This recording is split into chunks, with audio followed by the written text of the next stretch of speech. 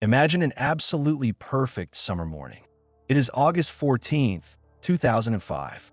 The golden Mediterranean sun is reflecting off the calm waters surrounding the island of Cyprus. At Larnaca International Airport, the atmosphere inside the terminal is filled with the casual, relaxed energy of a holiday weekend. Families are returning from their summer vacations. Children are carrying souvenirs, and business travelers are preparing for connecting flights. Waiting for them on the hot tarmac is a Boeing 737, the absolute workhorse of modern commercial aviation. It is Helios Airways Flight 522, scheduled for what should be an entirely routine, incredibly brief jump across the Aegean Sea to Athens, Greece, before continuing onward to Prague. 115 passengers and a crew of 6 board the aircraft. They find their seats, stow their luggage, and buckle their seatbelts. As the heavy cabin doors are sealed shut and the jet engines spool up into their familiar, comforting hum, passengers begin to read magazines, listen to music, or simply close their eyes to sleep. The aircraft taxis to the runway, accelerates with immense power, and smoothly lifts into the pristine, cloudless blue sky. 10,000 feet, 20,000 feet, 30,000 feet. The climb is perfectly nominal. But right at this very moment, high above the shimmering ocean, something deeply terrifying is unfolding inside that metal tube, and absolutely no one on board notices it. The life-sustaining oxygen inside the passenger cabin is slowly, silently, and relentlessly vanishing. There is no violent explosion. There is no sudden decompression. There is no screaming, no panic, and no turbulence. There's only a heavy, suffocating silence. Within a matter of minutes, every single human being on board will fall into a deep, unshakable unconsciousness. And yet, the multi-million-dollar flying computer will simply continue to fly. It will navigate its assigned waypoints perfectly. It will maintain its cruising altitude of 34,000 feet. It will fly entirely by itself for over 2 agonizing hours, carrying 121 sleeping souls toward an inevitable mathematical disaster. This is the chilling, true story of the most terrifying phenomenon in commercial aviation history: the flight of the ghost plane. To understand how a perfectly functioning, technologically advanced passenger jet turns into a flying tomb, we must first look at the deeply hidden chain of events that began long before the sun even came up. The aircraft in question was a Boeing 737-300, a remarkably safe and reliable machine. It had arrived in Cyprus the previous night from London. The flight crew that brought it in had reported a very minor maintenance issue. The rear service door had a frozen seal, and they reported hearing strange popping noises coming from it during their flight. Over the course of the night, ground maintenance engineers were tasked with inspecting this door. To test the integrity of the door seals, the engineers needed to pressurize the aircraft while it was sitting empty on the ground. To do this, they reached up to the overhead pressurization panel in the dark cockpit and flipped a small rotary switch from the automatic position to the manual position. The test was completed perfectly. The door seals were completely fine. The engineers finished their shift, logged their paperwork, and left the aircraft ready for the morning crew. But in the quiet darkness of that empty flight deck, a fatal omission was made. The small pressurization switch, heavily tucked away on the overhead panel, was left in the manual position. It was never switched back to auto. When the fresh flight crew arrived the next morning, consisting of a highly experienced German captain with over 5,000 hours of flight time and a qualified Cypriot first officer, they began their extensive pre-flight checklists. Human psychology dictates that we often see exactly what we expect to see. During 3 separate critical checklist verifications, the crew looked at the pressurization panel, but their brains simply assumed the switch was in the automatic position. Because it always is. They missed it. The passengers boarded, the doors were locked, and the aircraft took off, completely unpressurized. The environment waiting for them at cruising altitude is fundamentally incompatible with human biology. When an aircraft climbs past 10,000 feet, the atmospheric pressure drops significantly. By the time an airplane reaches 34,000 feet, the air outside is unimaginably cold, hovering around minus 50 degrees Fahrenheit, and the oxygen molecules are spread so incredibly far apart that a human lung cannot extract enough of them to keep the brain functioning. This region of the sky is literally known as the death zone. To allow humans to survive up there in short sleeves and comfort, a commercial airliner must actively manufacture its own artificial atmosphere. It does this by bleeding scorching hot, highly compressed air from the core of the massive jet engines, cooling it down through air conditioning packs, and pumping it into the sealed fuselage. At the rear of the aircraft, a mechanical door known as an outflow valve constantly opens and closes, regulating exactly how much air escapes, keeping the cabin feeling like it is at a safe, comfortable altitude. The entire system is managed brilliantly by the aircraft computers, but only if the system is set to automatic. Because the engineers had left the switch in manual and the pilots had failed to notice it, the outflow valve remained permanently wide open. As the aircraft climbed into the thin, freezing atmosphere, all the air being pumped into the cabin simply rushed straight out the back. The airplane was effectively climbing as a hollow, unpressurized aluminum can. As they climbed past 12,000 feet, the first desperate warning from the aircraft triggered. A loud, continuous blaring horn echoed through the confined space of the flight deck. It was the cabin altitude warning horn, designed specifically to alert the crew that they were losing pressure and needed to put on their oxygen masks immediately. But the engineers at Boeing had made a deeply confusing design choice decades earlier. The warning horn for a loss of cabin pressure sounded exactly the same, using the exact same acoustic tone, as the warning horn that tells pilots the aircraft is not configured properly while sitting on a runway. Hearing a takeoff configuration horn blaring while they were already flying thousands of feet in the air deeply confused the captain and the first officer. Instead of immediately recognizing a pressurization failure, they logically assumed they were experiencing a computer glitch, a ghost in the machine. They began desperately trying to troubleshoot the false alarm. The captain unbuckled his seatbelt, stood up from his seat, and turned around to look at the circuit breaker panels located directly behind him. He reached for the radio and contacted the company operations center on the ground in Cyprus, trying to get technical advice on how to stop the horn from blaring. He was so focused on this confusing noise that he failed to recognize the absolute most dangerous threat creeping into his bloodstream.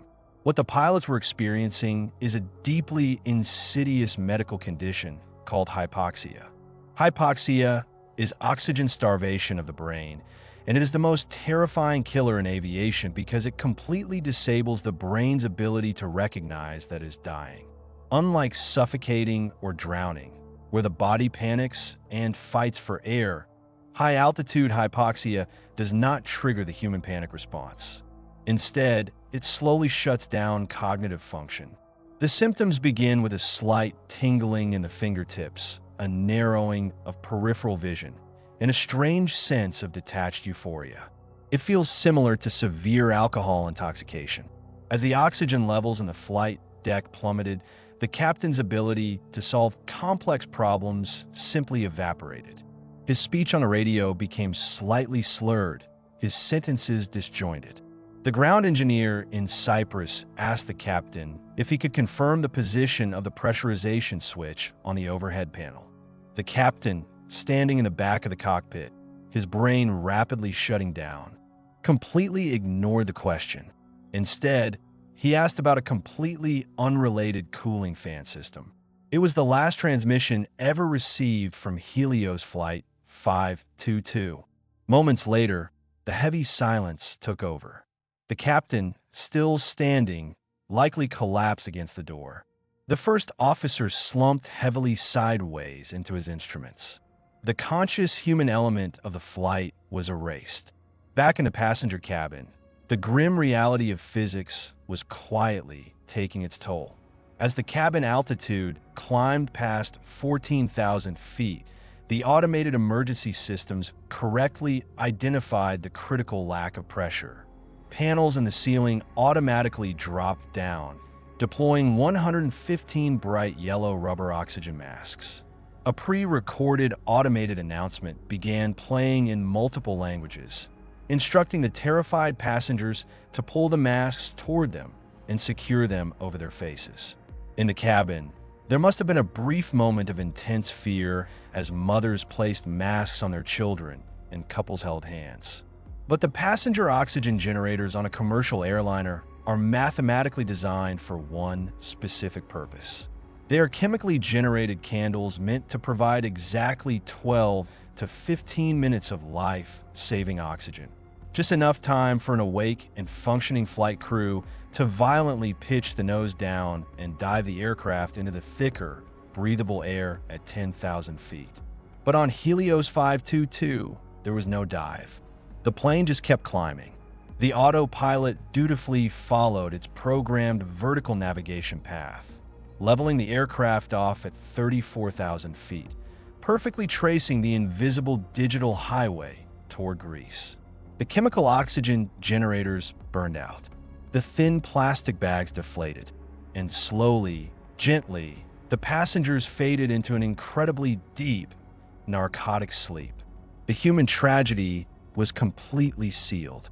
For the next 2 hours, Helios 522 became a mechanical phantom.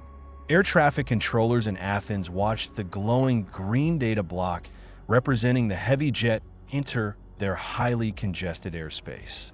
They tried calling the crew on the primary radio frequency. Helios 522, Athens radar, identifying please squawk ident. The radio frequency returned nothing but the hiss of empty static. They tried again. They asked other aircraft in the vicinity to try contacting the silent jet on the emergency guard frequencies. Nothing. The digital readout on the radar screen showed the aircraft was maintaining 34,000 feet and cruising at over 450 knots, exactly as scheduled. It eventually reached the final navigation waypoint in its computer over the island of Kea, just outside the sprawling metropolis of Athens. Because the flight management computer had no further instructions, it automatically placed the heavy airliner into a standard holding pattern.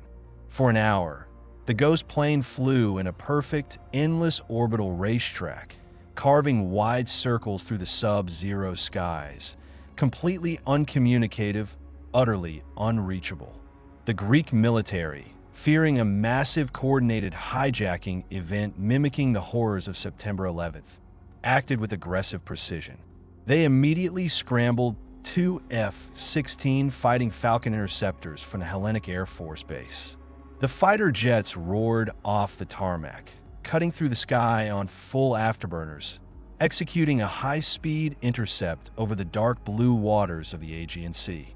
When the military pilots pulled up tightly alongside the silent Boeing, flying just mere feet off its wingtip, the sight that met their eyes was chilling beyond description. Looking through the heavy acrylic windows of the airliner, they did not see hijackers holding weapons. They saw a flying crypt. The passenger windows were completely frosted over from the inside, indicating a massive failure of the pressurization and temperature systems. The yellow rubber oxygen masks were dangling uselessly from the ceiling panels like eerie pendulums. Moving their sleek fighter jets forward, they looked directly into the flight deck. The captain's seat was completely empty. The first officer was slumped heavily over the side console, totally motionless, trapped in a state of deep hypoxic coma. There was absolutely no sign of conscious life.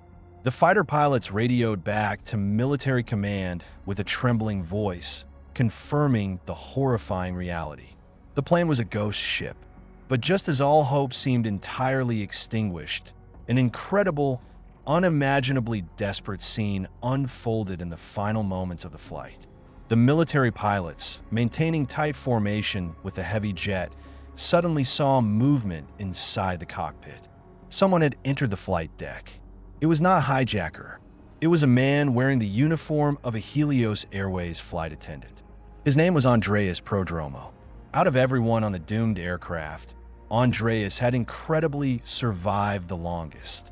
Using portable oxygen bottles strategically stowed in the galley for emergencies, he had remained barely conscious while the rest of the plane slept. Driven by the absolute purest form of human courage, he had spent nearly 2 hours systematically working his way from the back of the aircraft to the heavily reinforced cockpit door. He managed to locate the emergency access code, unlock the security door, and step over the collapsed body of his captain. Andreas Prodromou was a trained flight attendant, but crucially, he was also an aspiring pilot who held a commercial pilot's license. He desperately sat down in the vacant captain's seat, pulled on the radio headset, and looked out the window. The F-16 fighter pilot saw him wave, a tiny, fleeting gesture of human connection in the freezing high-altitude atmosphere. Andreas grabbed the control column and tried to save the lives of his colleagues and passengers. But the tragic reality of his situation was agonizing. He was trained to fly small, single-engine propeller planes, not a 70,000-pound, highly complex Boeing 737 locked in advanced automation. He tried calling for help over the radio, transmitting 5 desperate Mayday calls, but in his severe hypoxic confusion, he had failed to change the radio frequency from the departure airport in Cyprus. His pleas for salvation were broadcasted into the absolute void. Nobody heard him. The most terrifying deadline in aviation was rapidly approaching. A holding pattern burns thousands of pounds of fuel, and for over 2 hours, the Boeing had been greedily consuming its reserves. Suddenly, the left engine completely ran out of highly volatile jet fuel. The massive turbine spooled down and suffered a violent flameout. With only the right engine producing power, the aircraft immediately suffered from brutal asymmetrical thrust. The intense, uneven power violently dragged the nose of the plane down and forced it into a steep, banking left turn, breaking it completely out of its holding pattern. Gravity, the most unforgiving force on Earth, violently took over. Less than 10 minutes later, the right engine also ingested its final drops of vapor and flamed out in complete silence. The automated electrical generators failed. The flight deck screens flashed and died. The massive machine became a 70-ton, unpowered metal glider, plummeting helplessly through the Greek sky. Andreas fought the heavy, sluggish controls until the very last second, but there was no altitude left, and there was no engine thrust to save them. The aircraft smashed into the rocky, mountainous terrain near the village of Grammatico, just miles outside the Athens airport. The kinetic energy of the impact instantly obliterated the airframe, tragically ending the lives of all 121 people on board. When international investigators combed through the shattered, blackened wreckage scattered across the Greek mountainside, they found the aircraft's flight data recorders and painstakingly reconstructed the terrifying chain of events. The conclusions they published sent massive, chilling shockwaves throughout the entire global aviation industry. The massive tragedy did not happen because a wing fell off. It did not happen because of a severe thunderstorm. It did not happen because the engines exploded. It happened because of a single, minuscule human error. A small green rotary switch, roughly the size of a coin, had been left in the wrong position. That tiny engineering detail, combined with the catastrophic psychological phenomenon of expectation bias, where highly trained pilots see only what they expect to see, completely destroyed a multi-million-dollar aircraft and erased over 100 lives. The legacy of the ghost plane violently rewrote the procedures for commercial aviation. Boeing was forced to completely redesign its confusing warning horn system, ensuring that a cabin pressure failure triggers a distinct, undeniable, and screamingly obvious warning that no exhausted crew could ever misinterpret. Pre-flight checklists around the world were heavily modified to require both pilots to physically point at and verbally confirm the exact position of the pressurization switch before the doors are ever closed. But beyond the mechanics and the manuals, the haunting story of Helios Flight 522 serves as a dark, unforgettable philosophical warning about the extreme fragility of our modern technological existence. Every single time you strap yourself into an airplane seat and look out of the clouds, you're placing absolute, blind faith in a system that demands pure perfection. We build incredibly complex machines capable of defying gravity, calculating wind vectors, and soaring through the hostile death zone of the upper atmosphere. But the very core of these magnificent flying supercomputers sits the deeply flawed, deeply imperfect human mind. We can engineer triple redundant hydraulic systems. We can write thousands of pages of safety manuals, and we can train pilots in multi-million-dollar simulators. But sometimes, a catastrophe does not require a massive structural failure. It only requires a tired engineer, a distracted pilot, a confusing sound, and a single unnoticed switch left pointing the wrong way. The sky is relentlessly unforgiving of assumptions. And on that clear, beautiful August morning, the brutal mathematics of the atmosphere prove that the margin between a routine vacation flight and the most haunting ghost story in modern aviation history was simply one breath of air.